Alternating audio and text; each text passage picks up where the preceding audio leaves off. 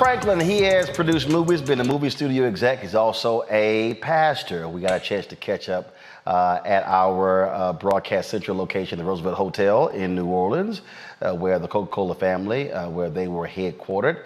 It's a great conversation. Hope you absolutely enjoy it and learn something from it, including we talk about preaching and how we prepare for sermons.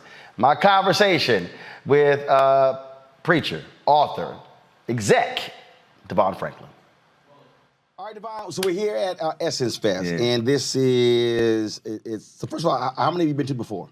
Oh, man, probably 4 to 5. This might be my 5th one. Okay. Over the course of about 10 years. Okay, got it. And so what do you find to be most unique, interesting about coming here? You know, it brings together so many people of different walks of life. I mean, you know, from politics to religion to entertainment, to social work to education. I mean, literally, like all of these different avenues of Black life converge on the conference. And so it's always fascinating to come across different people who have a totally different experience than I may have professionally, but we have the same shared experience because of our background. Now, how often do you either walk the convention floor or walk through the Superdome?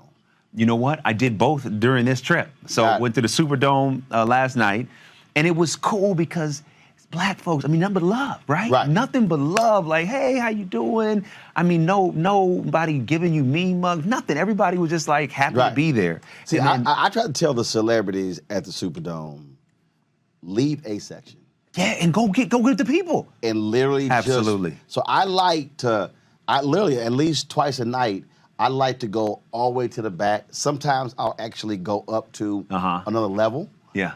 And just for the sole purpose of the experience. And also, it is and for all y'all religious people out there, don't freak out. I'm not comparing myself to Jesus right now, but I always say this, that the beauty of the story of the woman with the blood problem is not that she was healed, but that Jesus was accessible for her to touch the hem of his garment.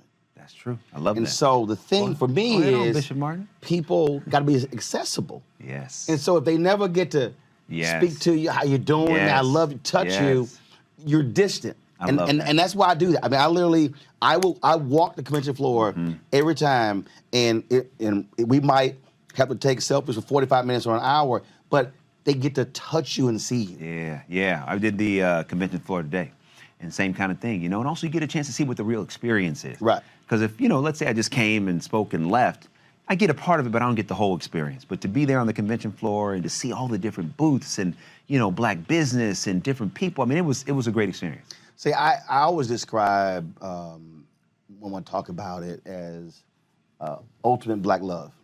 Because you're right. I mean, you're going to run into folk from all walks of life. Yeah. You're going to run into CEOs. You're going to run into doctors, lawyers, street pharmacists. You're going to run into everybody. And folk got stories and first time they met you. Like one woman, I think she was like, we've gotten selfies like 8 years in a row, and like straight up. And so, but again though, to me, that's what's so amazing when you get to actually flow and have that kind of experience. Absolutely, without a doubt. I mean, I think it makes the experience, you know, and then also lets people know that we're thankful. You know, a lot of us have our livelihood because people support it, vis-a-vis entertainment. And so to be accessible and to let them know that they're appreciated, it really matters. So Will Packer, my frat, Malcolm Lee, they did Girls Trip. So since you're a Hollywood producer and you like to think of, you like do stuff that's also faith-based, what would be a faith-based movie at Essence Fest? Oh, wow. Let's see what you got. Oh, man. Well, you know, it would probably involve a Sunday, you know, and the gospel experience. And I'd have to think about the rest. But, you know, that would be my instinct, is that, you know, there's either a church group or a women's ministry group. And the whole point is to get to Essence, and that there's some hijinks that ensue and maybe some unholy, some things that happened before, but on Sunday there's redemption for them before they get back on the plane and go home. Yeah. See, y'all always got to get to on Sunday. See, I always tell people, you can always tell the difference between, for me, good preachers and bad preachers. Okay, what's the difference? So my wife would take, cause I take copious notes, sermon notes. And so she look over and it's like 3 lines and all it is the date, the church, the pastor, the script, the sermon, the scripture, and the sermon title. That's it. She know I ain't feeling them. Right. And bad preachers always. So I'm gonna ask you first. What is the guaranteed shout of a bad preacher? The guaranteed. It's the guaranteed. No matter how awful the sermon is. It is the guaranteed shout. This is the hallmark of an awful preacher. An awful preacher, will rely on this, no matter what. What is it? Oh wow! God is good all the time. Mm-mm. No. Nope. Nope. What's the guarantee? Awful sermon. They know it's horrible. They know it. Then they will get to that point. But one day on Friday. Yes. God, Jesus died on the cross. But early Sunday morning. Okay, how awful it is. He rose from the grave. As this one particular preacher, and I'm sitting, my wife, I'm like, here it come. Friday. Automatic. Folk gonna stand up and shout, and I'm sitting there and I'm like, you like, oh. I turned around and said, they know this sermon horrible. They know he can't preach. That's a good point. I never thought about that. Every time. But early Sunday morning. I've heard more than a dozen sermons from the same preacher, and I sit there and I'll be like, wait till Friday. and when it hit, she just hit it. She did the whole mind. She looked at me like, I said, it's coming. Wow. That's I don't care how bad it is. That's funny. If you with black people. That's true. If you give it a speech and it sucks, go ahead and hit Friday. Go ahead. And Jesus rose. You good. Everybody gonna holler and shout, we out. Now give me a time where you spoke or you were doing something and the room was not feeling you. And what did you do? What did you have to do? Oh, one time I spoke at this leadership conference, and it was mixed race, but predominantly white, and they were just completely not accustomed to the energy that I was bringing at all, and I just stayed at that level. I just kept going. You know what I mean? I was like, wait, this is me, so. I'm just going to do me. I'm not going to, rely too much on your reaction. Right. And then afterwards, a lot of people that I didn't know if they were feeling it, they came up and said, oh, my goodness, that was amazing. You're like one of the best speakers we've had. But I really just had to stay the course because when you're used to that response, it really fuels you as a speaker. So at first when I didn't get it, I got a little timid and I got a little fearful. But I said, you know what? I'm just going to do me, and that's what I did. That's why when I walk in, I absolutely feel the room. First of all, I don't even write speeches, so I don't even waste my time writing speeches. Oh, wow. So I let the room speak. Oh, really? Oh, yeah, I don't even. So how does that work? So when you get up and then you just go? Yeah. Wow. I'll sit there. Now, I might have a concept. Yeah. And then something may happen in between the person introducing me and something else may spark, then I'll change it on the fly. So I'll sit there. So yeah, I was in Florida somewhere. This woman was like, "Oh my God, we would love to run your speech in our black newspaper." I said, "Y'all gonna transcribe it?" Right. She's like, "What do you mean?" I said, "Baby, ain't no notes." She said, "What with speech?" I was like, "No." She said, "In this card?" I said, "In this card." I said, "Y'all gotta transcribe that sucker."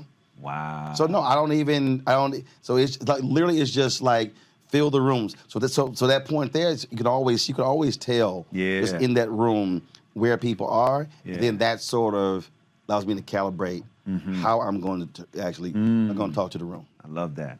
So that's a gift. That's not easy to do. Oh yeah. Well, my wife, so because she's ordained, she got a paper. She went to seminary. Right. So when she gives a sermon, she goes like into a cocoon. I mean, she got like books all around her. Yeah. And one day I walked in, I'm like, "What you doing?" She's like, oh, We're I'm gonna ready for this sermon. I was like, when? She's like, oh, it's in 3 weeks. Gotta take time to break down that word like, 3 and weeks. exegete that text. Yeah. I said 3 weeks. All that for 3. So we was in Chicago, and the church, they had me do 3 services. So we driving, and she's like, what are you talking about? I'm like, I don't know. We're in the car. I'm like, I don't know. And so then we go into the church. I'm sitting in the pulpit. Introduce me, choir singing. The next voice you hear. And so she texts me, you decided? Nope. And I literally grabbed the Bible. That is so stressful. I literally grabbed the Bible.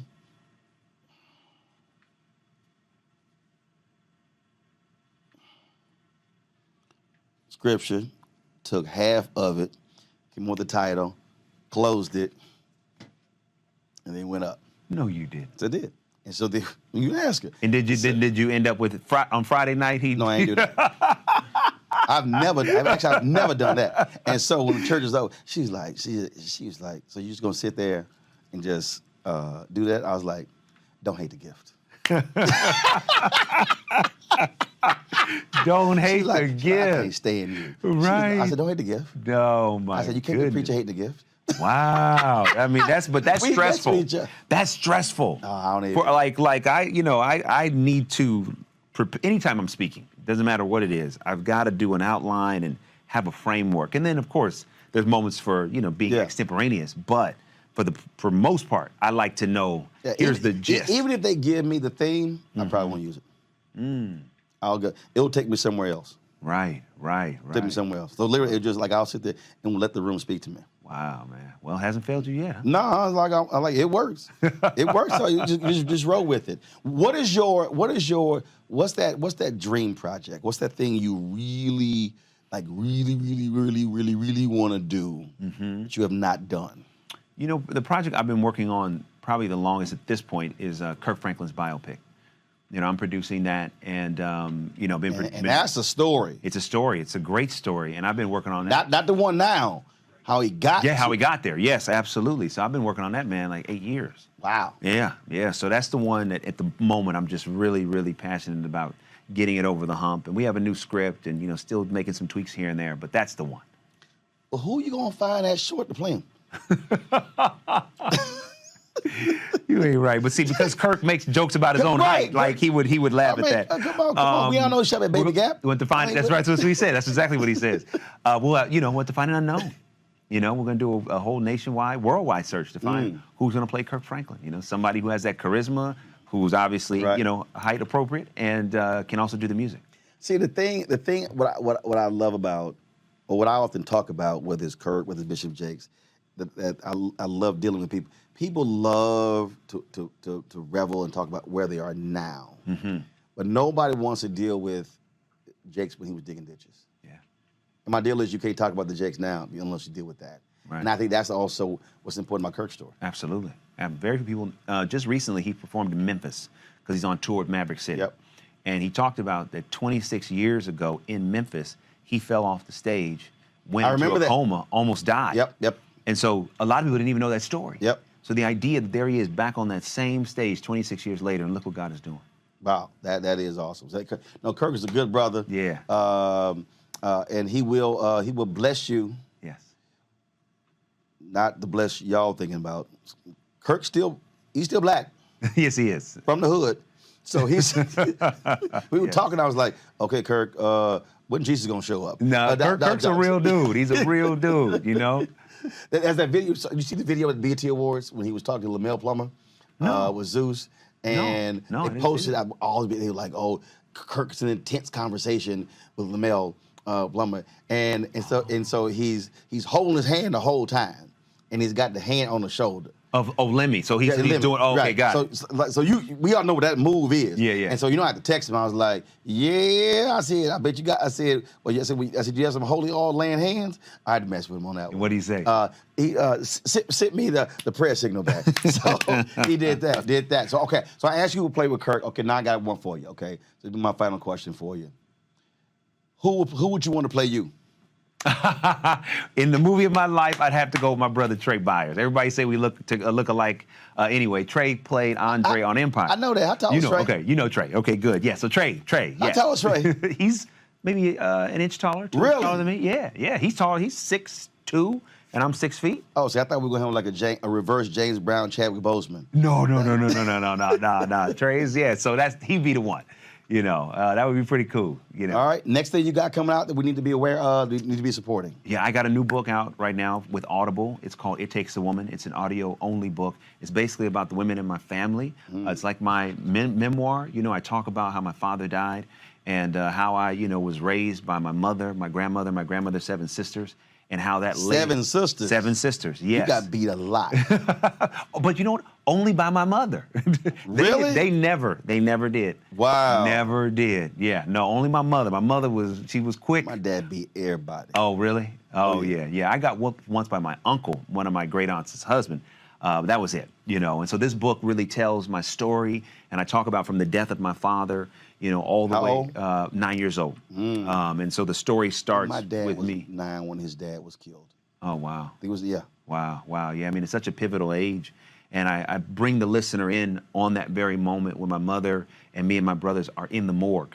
And my mother says to go kiss your father goodbye. Yeah. Wow. And so the story. How did he die? He died of a heart attack, 36 years old.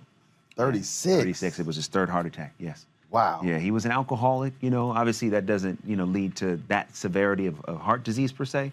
But the combination of that and not taking care of himself, Why audio only? Because Audible had seen an article that I wrote for Maria Shriver, and they said, "Oh, would you like to do the book about this?" I said, "Yeah, let's do it." So they approached me. I went to my mother and my aunt, said, "Do you guys want to do it?" And they said, "Yeah." So we did it together. Real? So is it so like you're interviewing them, or so did you actually write the book? Yeah, I wrote the book. I wrote the book, but when you listen to it, it's like a movie. So you hear their voices come in and out as I'm telling different parts of the story. Oh, so that is cool. In that moment when I'm talking about seeing my father, then you hear my mother's voice, you hear her point of view. And then my Aunt Sandra's voice comes in and you get her point of view. So every chapter is a new story that keeps unfolding. Was that your idea or was that their idea? That was mine. Being a filmmaker, I really wanted to give a cinematic experience to the listener. Now, did they negotiate their percentages? They did. Yes, they did. With me. They were like, how much you gonna pay us? I mean, you can't, they were kind of like, okay, so DeVon, let's get to the business. Right, literally. How much money we talking? I had to give them 2 installments, I mean, it was like a thing. Oh, yeah, for real. I'm not lying. I am not lying, So that went really well. And then I have Kingdom Business on BET Plus. It's their #1 news show on BET Plus. It's like Empire, but set in the world of gospel music. And Isn't Yolanda Adams in there? Yeah, Yolanda Adams and Soraya and Michael Beach and Michael Jai White. And my wife was like, is Yolanda hood? Oh, man. She gets down in that series. Because we're from Houston. She's in there. Yolanda's from Houston. So. Yeah, she is. Yeah. Man, listen, when you see her in this series, you are going to have a whole new level of appreciation for her because she's a real actress. She's like Mary J. Blige in Power. Listen, she's hard. She's better than Mary in Power. Wow. Listen, I love Mary. All hail to the queen. But Yolanda Adams holds her own on that screen. Wow. Yeah. Okay. Yeah. So that's a side of we ain't never seen. You ain't never seen. Okay. Yeah, you watch that show, you say, okay, wait, Yolanda, I don't want to cross you in real life. All right, then. Yeah, so that's Kingdom Business on BT Plus. All right, cool. Always good chopping up, baby. Always good to see you. Thank you. Keep handling your business, baby. Will do. You yes, too. sir. Appreciate you.